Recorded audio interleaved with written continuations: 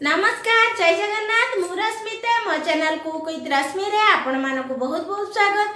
आज मु आपण मानक पई नहीं आसी मेथी सागर गोटे नुआ रेसिपी जार ना होउची मेथी साग परोटा बा मेथी परोटा।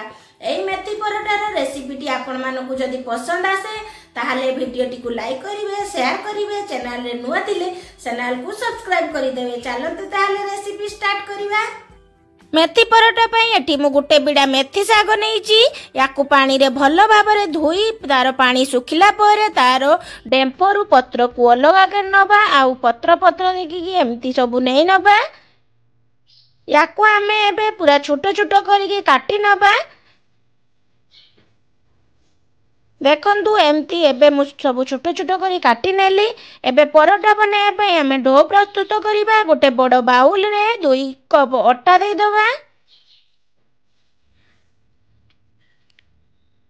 सेतिरे 2 चामच बेसन दे दबा। स्वाद अनुसार लूण दबा। 1/4 चामच हळदी गुंड दे दबा। हाफ चामच लंका गुंड, हाफ चामच धनिया गुंड, हाफ चामच जीरा गुंड,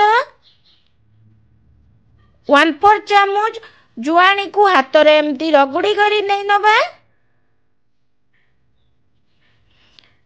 एतिरे गोटे चामच धला राशि नै नबा।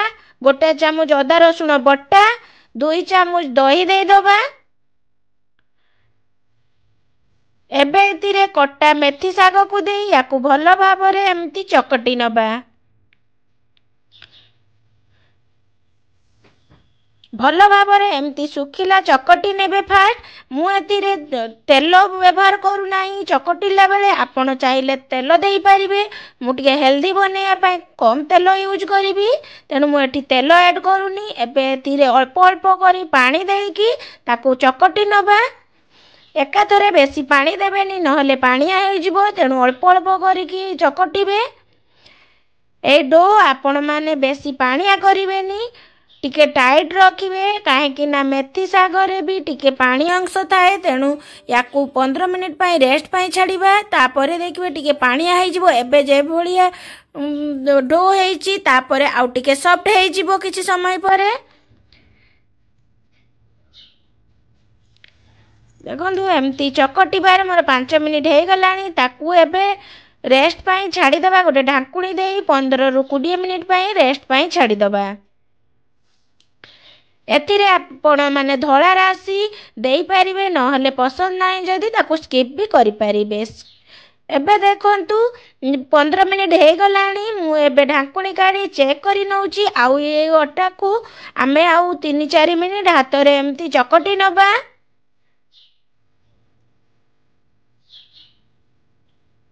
एबे देखंतु 3-4 मिनिट हे गलानी। एबे याकू हमें बड़ बड़ करी गोला करी नबा।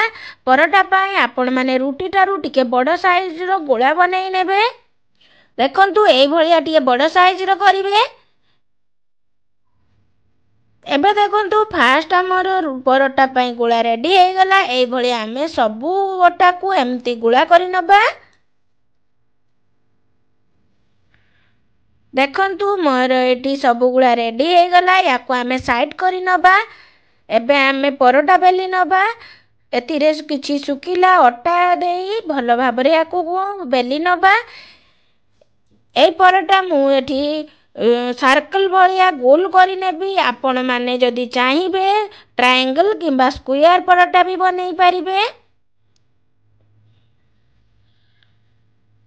एमती सुखिला आटा दे याकू भलो भाबरे एमती परोटा बनै नबा।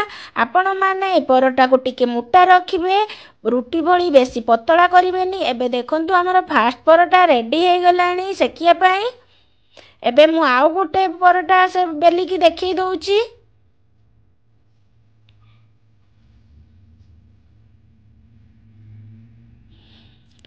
देखंतु ए भी रेडी हे गलानी। एबे मु सबु परोटा को एमती बेली नेली। एबे चलंतु हमें परोटा सेकी नबा। तेनु गैस ऑन करी सेतिरे तावा बसै देतिली। तावा टिके गरम होला परे हमें सेतिरे फास्ट परोटा पकै दबा। परोटा गोटे साइड होला परे हमें ताको उलटै दबा। एई भलिया हमें दी साइड रे भलो भाबरे सेकी नबा काहेकि ना एतिरे हमें मेथी साग देइचे नहले कंचा रहि जिवो। एबे एतिरे आमे हाफ चामच तेल देदेले आपण माने चाहिए घी देकी भी सेकी पारिबे। या उलटई आर साइड रे भी आमे अल्प टिके तेल देई भल भाव रे दुई साइड रे तेल देई सेकी नबा। परोटा टिके एमती पुड़ी पुड़ी हेले भल लागे तेणु आपण माने एमती करिकी बाहर कर नेबे।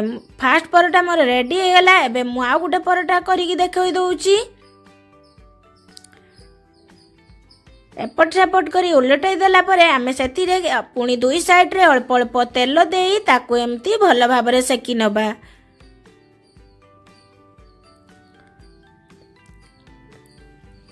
एबे हमर ए परोटा भी रेडी हो गलानी। याकू आमे बाहर करी नबा।